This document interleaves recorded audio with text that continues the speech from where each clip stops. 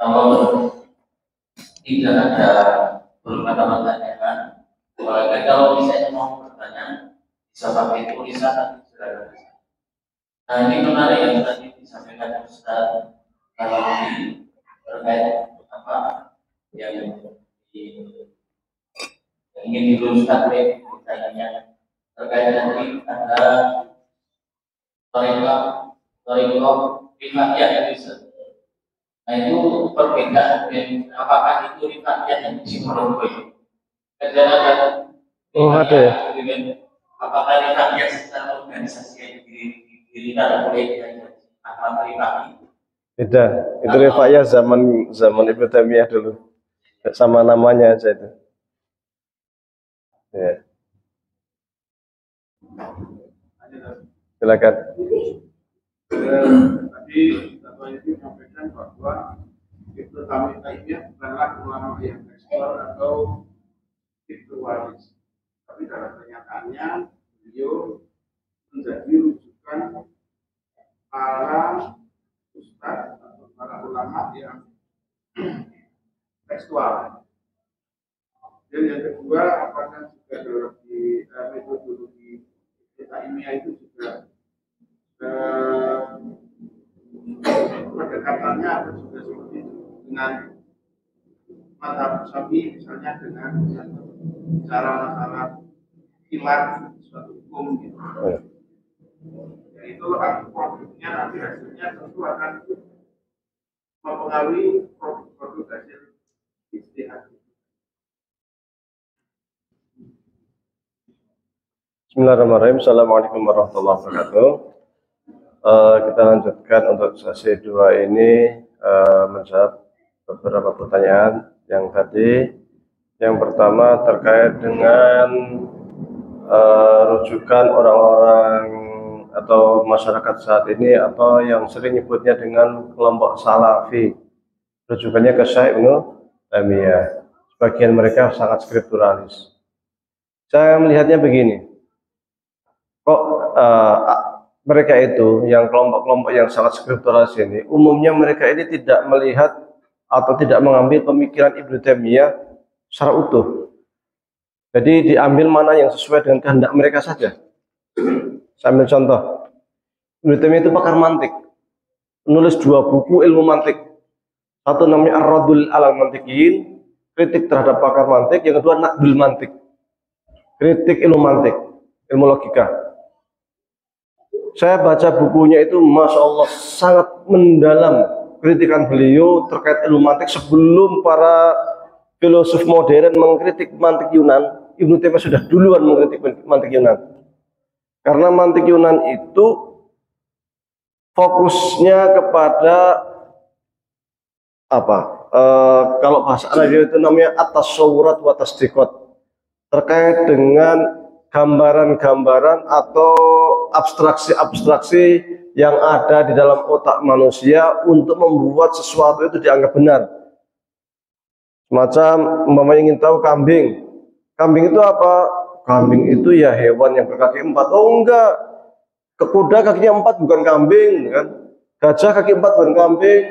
Oh berarti kambing itu hewan yang mengembi. Wah ini baru benar.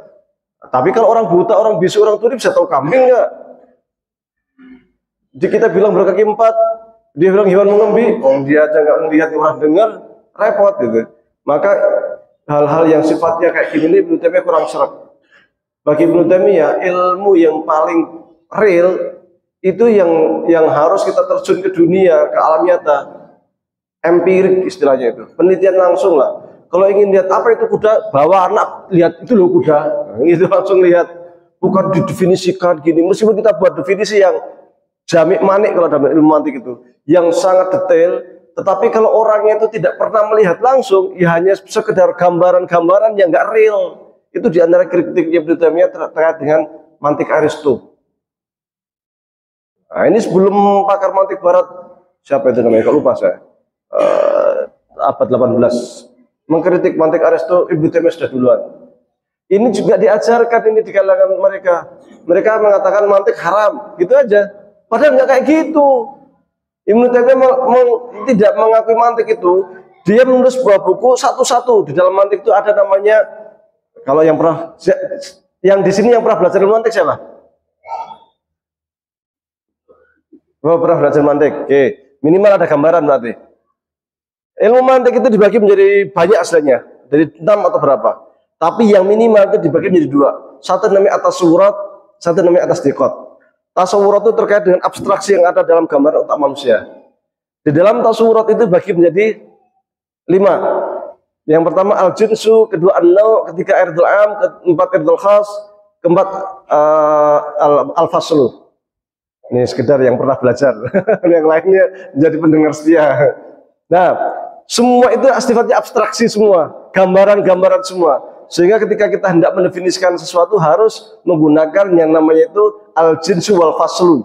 Kalau ingin mendefinisikan manusia, manusia itu apa? Kita tidak bisa mengatakan manusia itu adalah hewan yang merokok.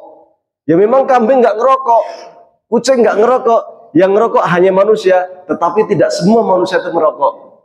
Ada yang nggak ngerokok. Ini namanya kita menggunakan hewan itu jenis, merokok itu namanya irdul am. Sesuatu yang umum ada dilakukan oleh banyak orang, tetapi tidak semua melakukan itu. Nah, definisi yang seperti ini tidak jamik manik namanya, tidak sesuai. Maka kalau hendak mendefinisikan manusia, yang paling pas manusia adalah hewan yang berakal. Dikatakan hewan karena ada persamaan manusia dan hewan. Hewan punya kaki, manusia punya kaki. Hewan makan, manusia makan. Hewan lapar, manusia lapar. Hewan bisa berjalan, manusia berjalan. Tapi ada satu yang membedakan, yaitu berakal. Karena yang namanya hewan itu secara umum nggak berakal selain manusia. Sehingga karena ada kesamaan itulah menggunakan namanya al-jinsu wal faslu. Nah, ini jenis dan fasal. Kalau di Al-Mufidun kelas 4 kita ajarin mantik kodim namanya, mantik Aristo. Nanti kelas 5-nya mantik hadis. Kalau mantik hadis itu kalau bahasa kita itu ya model-model karya tulis ilmiah, penelitian ilmiah yang sifatnya empirik. Nah, jadi ini yang dikritik Ibnu Taimiyah ini model kayak gini, maka dia lebih cenderung kepada yang namanya mantik usuli. Terkait dengan pertanyaan kedua nanti jadi mantik usul itu apa? Logika usul fikih itu adalah logika yang dibangun di atas asal, cabang, ilat, dan hukum. 4 syarat ini. Sifatnya bukan gambaran-gambaran di otak, tetapi harus ada sumbernya apa, hukumnya apa, kemudian cabang yang mau diteliti apa, ada ilat. Dan terpenting, hal yang terpenting di dalam kias itu adalah ilat. Ilat itu apa? Sesuatu persamaan antara asal dengan cabang. Ini paling enak mestinya pakai papan tulis, kalau nggak hanya gambaran aja, gambaran-gambaran di otak kita. Kan seperti itu. Sehingga ada namanya masalikul ilah, cara-cara mencari ilat. Dan cara mencari ilat itu harus empirik. Coba kita ke MUI, ingin mengetahui bahwa saja produk kita halal atau haram, kan harus diteliti ke laboratorium. Apa namanya? LPPUM. Nah, itu laboratorium harus diteliti ke situ. Kalau nggak bisa gitu. Itu sebenarnya untuk mencari ilat. Cuman sarannya modern. Masalikul ilatnya itu zaman sekarang itu laboratorium. Ya, laboratorium itu sebagai salah satu masalikul ilat. Harus begitu. Baru kita bisa kesimpulan, oh, bir itu ternyata haram karena ada ilatnya itu memabukkan. Taunya dari mana? Dari masalikul ilat. Masalikulnya di mana? Di laboratorium. Mengandung ini kan gitu. Ini yang Ibnu Taimiyah itu paling real. Maka Ibnu Taimiyah itu bisa dikatakan sebagai bapak empirisme, filsafat empirik sebelum Barat muncul. Dia menentang habis-habisan dengan yang namanya filsafat Aristo. Dan pendapatnya Ibnu Taimiyah ini juga didukung oleh pendapatnya Imam Suyuti dalam bukunya Sunul Mantik. Pak, ada yang pernah dengar Aristo? Harus ya.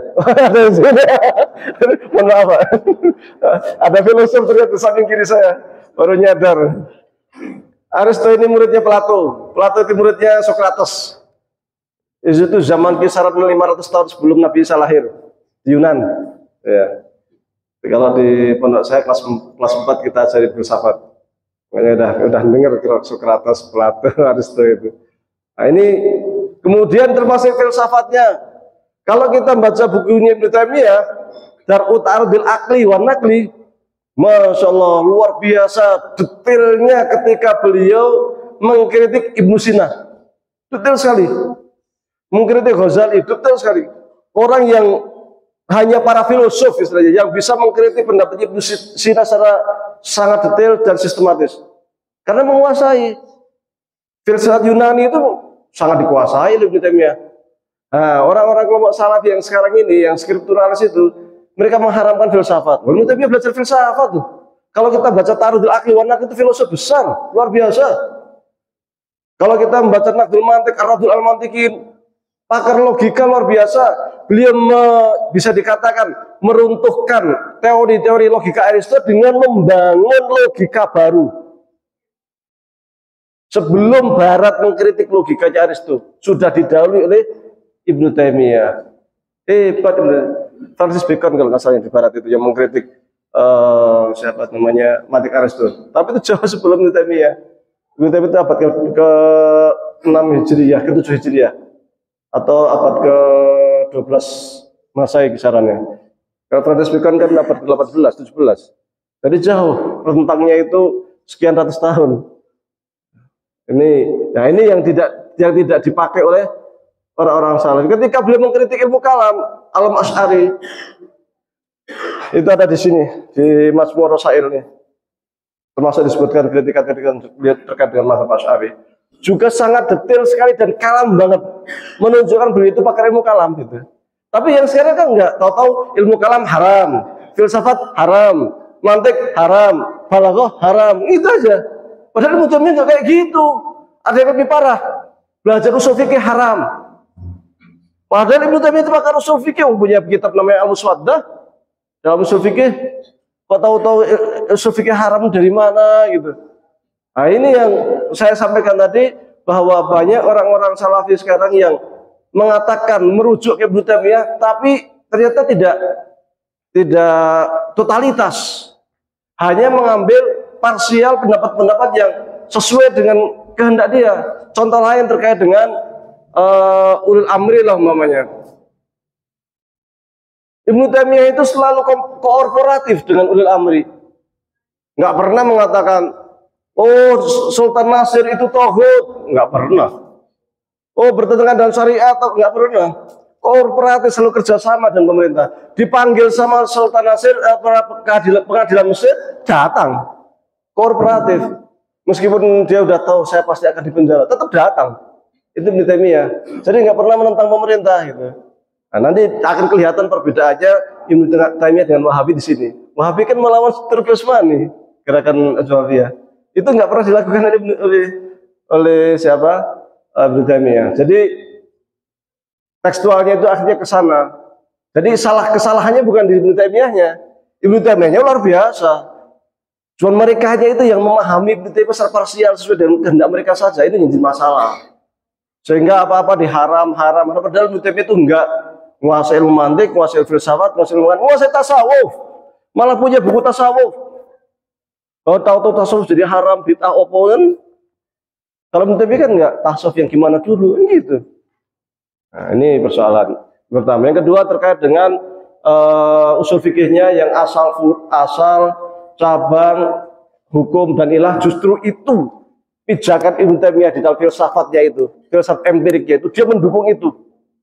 Dia mengkritik para filosof Yunan itu dengan memberikan dukungan ini, kita harus pakai yang ini, mantik usuli, karena itu juga bagian dari ilmu mantik sebenarnya, tapi disebut dengan istilah mantik usul. Yang kenapa kok Ibnu Taimiyah mendukung mantik usul? Karena mantik usul itu berpijak pada penelitian ilmiah, empirik, bukan tasawurat. Kalau kita ingin tahu sesuatu, ya teliti, langsung ke lapangan, bisa tahu. Kalau hanya sekedar tasawurat, ya itu ya nanti gambarannya gambaran tasawurat saja gitu loh. Nah ini kemudian pandangan Ibnu Taimiyah, termasuk juga dalam Al-Muswaddah juga disebutkan juga terkait dengan usul fikihnya yang sangat luar biasa. Kalau di Al-Azhar itu mantik qadim tetap diajarkan karena tetap dipakai sampai saat ini. Ketika kita baca usul fikih atau baca fikih, pasti akan ketemu namanya as-sholatu lughatan, as-sholatu syar'an, ya kan? Atau as-sholatu istilahan. Nah ini yang digunakan, definisi menggunakan mantik qadim. Maka kita tetap gunakan itu. Karena untuk jami' manik terkait dengan ilmu-ilmu yang sifatnya itu abstrak, itu kita pakai itu. Tapi kalau terkait dengan penelitian-penelitian ilmiah, kita nggak pakai ini, tapi lebih menggunakan mantik-mantik hadis, mantik-mantik kontemporer. Hanya memang di dalam mantik Aristo juga sesungguhnya ada bab kias, itu nanti ada namanya istiqra, bab istiqra. Istiqra itu nanti itu juga ada yang sesungguhnya penelitian ilmiah juga terkait dengan umpamanya istiqra tam. Istiqra tam itu penelitian yang modelnya itu polling. Tam itu maunya ada 10 orang. 10 orang saya ingin mengetahui nilainya atau 10 orang ini pandai atau enggak. Tak kasih angka 10, kalau di atas 6 berarti pinter, kalau di bawah 5, bawah 6 berarti jelek kan. Saya kasih polling seksi soal. Kalau tam itu namanya 10 orang tak kasih saya ini semua, saya teliti semua. Ternyata hasilnya rata-rata 8, oh berarti pinter-pinter. Ini namanya istiqra tam. Ada namanya istiqra nakis, polling saja. Jadi se-Indonesia Raya itu kebanyakan milih Prabowo, Pak Anies atau Ganjar. Saya enggak buat polling ke seluruh rakyat Indonesia yang jumlahnya 270 juta, enggak. Hanya sampling aja, sampling sana. Nah, nanti di sampling itulah kemudian akan diolah, kemudian akan muncul hasil. Nanti akan muncul kesimpulan. Kesimpulannya untuk tanggal sekian pemilih Ganjar lebih tinggi. Nah, umpamanya seperti itu. Ini namanya istiqra nakis. Ini juga ada sebenarnya di bahasa di mantik Aristo. Cuma nanti ketika masuk ke bab kias itu nanti iktimatnya atau sandarannya itu pada muqaddimah kubro. Jadi kalau muqaddimahnya benar, hasilnya pasti benar. Muqaddimahnya salah, pasti salah. Permasalahannya kan bagaimana kita menentukan muqaddimah itu. Nah, ini kan menjadi masalah nanti. Maka nanti di filsafat itu akan jadi perdebatan-perdebatan yang luar biasa. Tetapi memang secara umum mantik di dunia Islam ini seperti yang ditulis oleh Al-Ghazali dalam Al-Qistal Mustaqim atau dan lain-lain itu cenderung lebih detail dibanding mantik yang ditulis oleh Aristo, sudah banyak koreksi. Dan kemudian nanti di ilmu mantik juga ada perbedaan antara mantik ilmu kalam dengan mantik filosof. Nanti perkembangannya alirannya akan berbeda juga. Kalau mantik filosof itu nanti ada logika dengan filsafat yang hampir menyatu, bukan hampir, memang menyatu. Tetapi kalau di ilmu kalam, mantik Aristo sekedar alat untuk mendukung, memperkuat hujah argumen di dalam memberikan apa istilahnya itu, memperkuat dalam memberikan argumen kebenaran. Itu kalau di dalam ilmu kalam. Dan kadang di usul fikih juga ilmu mantik ini dipakai sering, bukan jarang, tapi sering. Maka orang yang belajar usul fikih, ilmu kalam, filsafat wajib untuk kemudian belajar mantik Aristo. Meskipun untuk di tataran praktis mantik Aristo ini kurang digunakan. Kita tetap belajar dua-duanya, yaitu mantik qadim dan mantik hadis, logika lama dan logika modern. Nah, ini yang oleh logika lama itu yang sering dikritik oleh Ibnu Taimiyah. Wallahu a'lam. Ini dulu saya.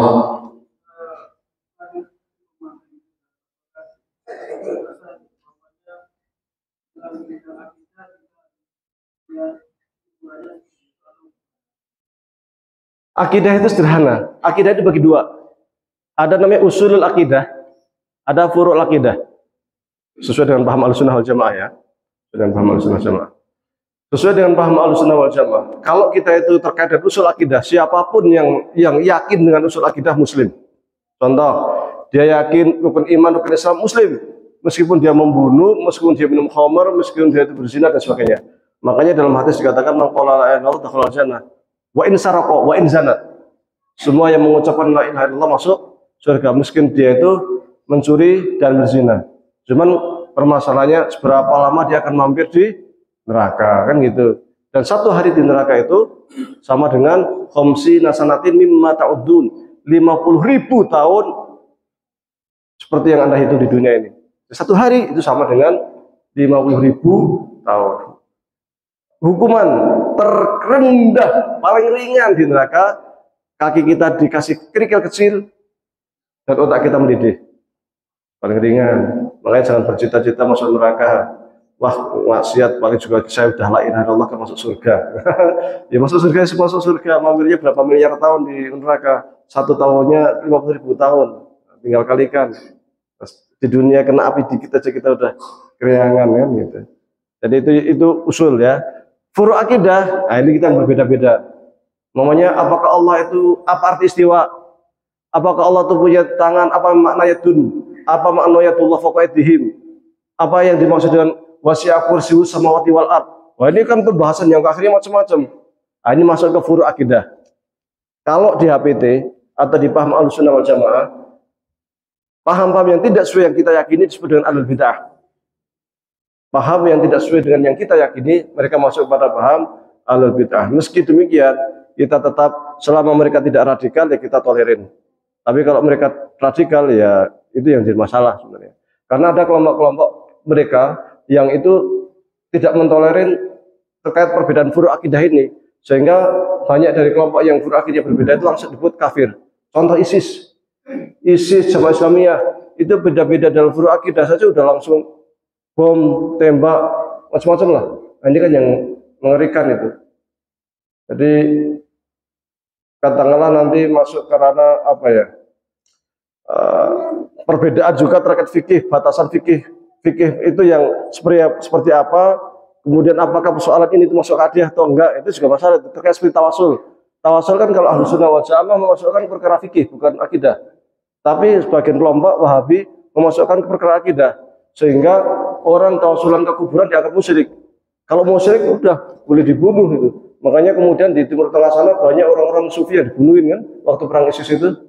Dan kemarin saya kok iseng buka buku judulnya itu Al-Akhlaq, buku diktat dari LP2M yang menjadi buku diktatnya wajib untuk pesantren Muhammadiyah. Sepintas saja saya buka. Ternyata di sana disebutkan syirik itu banyak sekali. Ada syirik mahabbah, ada syirik tawakal. Saya sampai mikir, ini kalau semua musyrik yang muslim siapa ini? Ini musyrik semua ini syirik.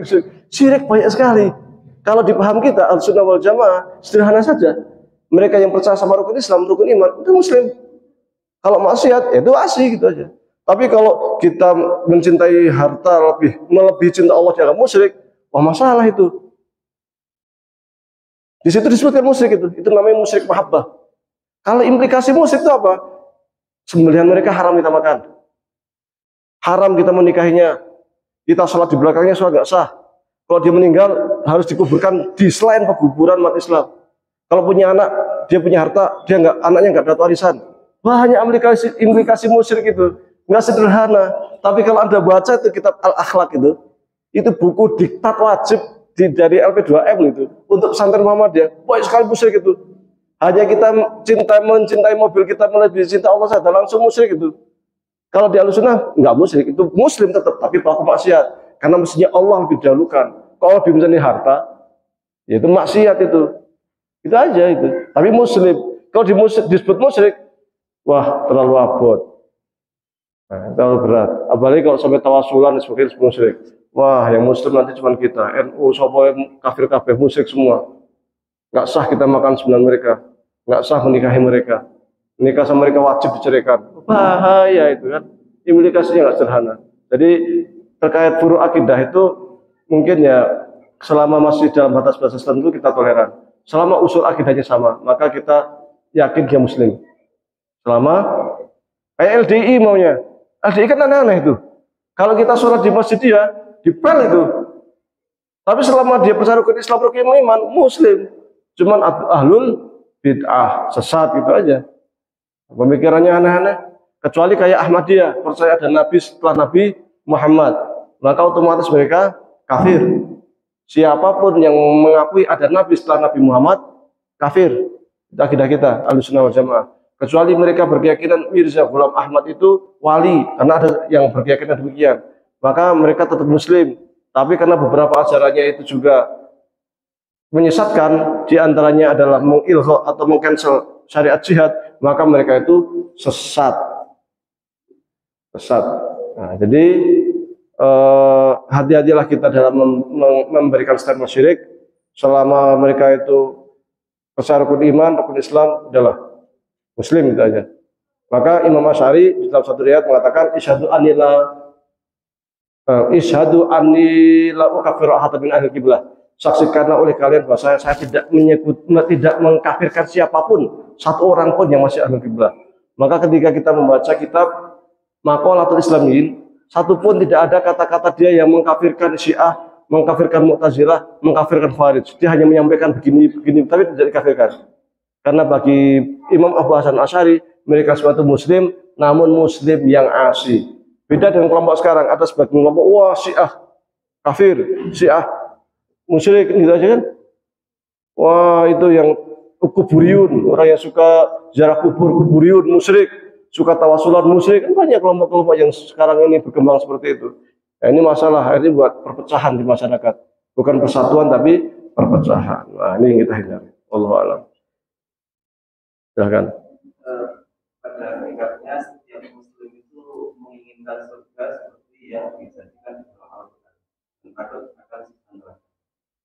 Akan tetapi saya pernah berkata tentang perpecahan itu juga golongan umat Islam dan satu yang masuk surga berjamaah.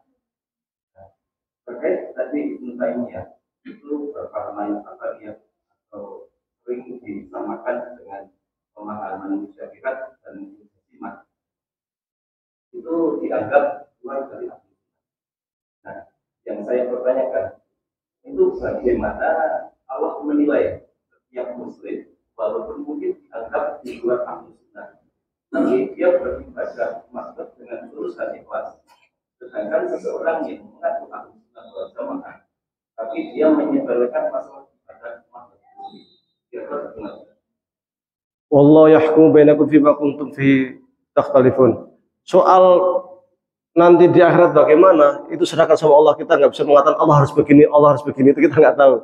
Itu mutlak urusan Gusti Allah. Yang jelas siapapun dan apapun golongannya, kalau menyepelekan hukum Islam, hukum syariat, jelas neraka. Itu aja. Kalau ngakunya ahlu sunnah wal jamaah, tapi nggak sholat, ya neraka otomatis. Untuk pendapatnya Ibnu Taimiyah, istihadnya yang dia berbeda dengan ahlu sunnah wal jamaah, nanti di akhirat bagaimana?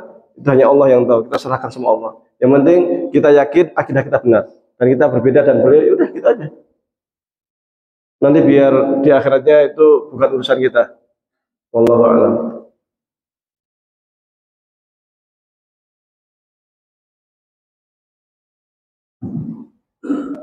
Terakhir ini Ustaz, saya bertanya ayat kita kalau tahu apakah kapasitas disampaikan belum nanti saya datang terlambat.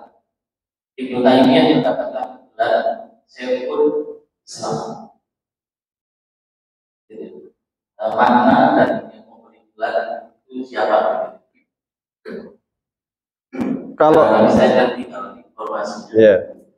Jadi di dalam sejarah Islam dulu itu memang ada semacam pengakuan para ulama sehingga sering menjuluki para ulama sesuai dengan kapasitasnya. Kalau zaman sekarang profesor lah, karena sesuai dengan kapasitasnya, keilmuannya. Zaman dulu itu ada Hujjatul Islam, seringnya disebutkan ke Imam Al-Ghazali. Syekhul Islam itu ada dua, seringnya banyak sebenarnya istilah Syekhul Islam itu. Ada Syekh Ibnu Taimiyah, termasuk Ibnu Sina itu juga julukannya Syekhul Islam. Ibnu Sina, ada namanya Sadrul Syariah, ada namanya apa nih Ibnu Salam itu, lupa saya namanya. Jadi julukan-julukan itu yang memberikan para ulama di zamannya. Tidak disebutkan secara spesifik siapa pertama kali yang memberikan gelar, tetapi karena kapasitas keilmuannya yang luar biasa, maka gelar itu disematkan ke beliau dan ya tadawal bainal alsun, tersebar. Oh, ini menyampaikan, cocok, akhirnya ikut. Jadi terkenal.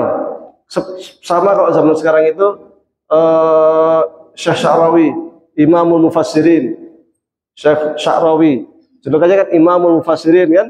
Yang ngasih gelar siapa? Dia nggak punya gelar akademik, cuma LC. Nggak punya gelar. Jadi gelar akademiknya Syekh Sya'rawi cuma LC, cuma S1. Tetapi punya gelar keilmuan yang diakui oleh para ulama apa? Syekhul Mufassirin. Syekhnya para ahli tafsir di zaman ini. Itu Imam Syekh Sya'rawi. Nah, jadi pengakuan para ulama di zamannya itu sehingga menyematkan, biasanya satu ulama itu kadang banyak gelar. Gelar ini, gelar ini, tapi ada satu gelar yang paling terkenal. Termasuk Syekh Ibnu Taimiyah ini, Al-Imam juga digelarkan ke beliau juga, tapi yang gelar yang paling melekat itu Syekhul Islam karena kapasitas keilmuannya sehingga para ulama memberikan gelar tersebut. Dan kapasitas keilmuan beliau itu bisa dilihat dari para murid-muridnya. Dan para murid-muridnya pun tidak semuanya sepakat dengan pendapat Ibnu Taimiyah gitu. Ibnu Qayyim pendapatnya sering mendukung Ibnu Taimiyah. Tapi Ibnu Katsir yang punya karangan tafsir Ibnu Katsir itu muridnya Ibnu Taimiyah, tetapi dari akidahnya beliau Asy'ari.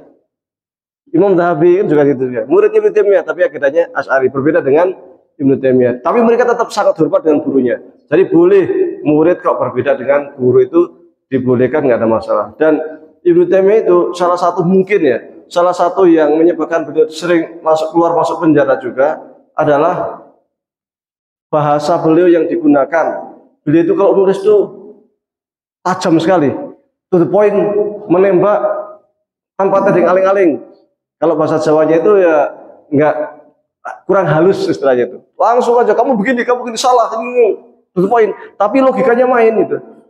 Logikanya main. Sehingga orang ketika baca pun ya, manduk-manduk gitu, mau nolak tapi masuk akal, tapi bahasa yang digunakan kok kenceng banget. Beda dengan murid Ibnu Qayyim. Ibnu Qayyim meskipun dia itu mengikuti Ibnu Taimiyah relatif diterima di mana-mana karena bahasanya sangat halus.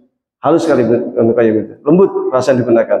Nah, kalau Ibnu Taimiyah itu bahasanya to the point, kenceng, sehingga kadang bagi orang yang dikritik ya kerasa juga itu pedesnya itu. Tapi kalau Ibnu Qayyim yang kritik nggak kerasa karena kayak Pak Haidar. Pak Haidar itu kalau ngeritik lembutnya minta ampun, melebihi orang Jogja. Bisa dibaca itu tulisannya itu lembut sekali. Beda kalau Pak Amin yang mengkritik, to the point aja, nggak ada ngaling-ngaling. Ini kan meskipun sama-sama Muhammadiyah punya cara penulisan, gaya kritikan yang beda. Ini juga yang ditulis Ibnu Taimiyah dengan Ibnu Qayyim. Guru murid, tapi sama-sama hebat, bahasa yang dipakai beda. Ibnu Taimiyah itu modelnya ya to the point kayak Pak Amin Rais kalau zaman sekarang itu. Apa adanya tanpa ada ngaling-ngaling seperti itu. Wallahu a'lam. Terima kasih sudah dapat kurang 5 menit dan hampir 2 jam.